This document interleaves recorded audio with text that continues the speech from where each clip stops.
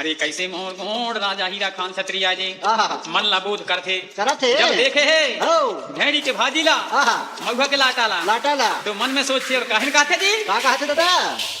लोटोंगे आयो ससुराल गोबर टके पेज भेड़ी भाजी हो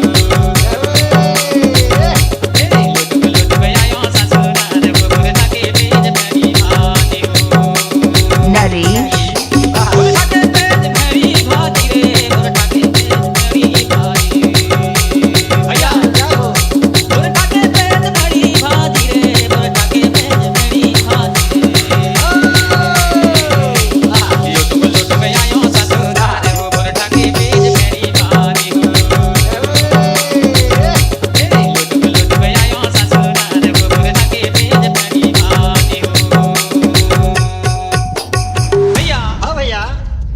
पेज भेड़ी के भाजी बाजी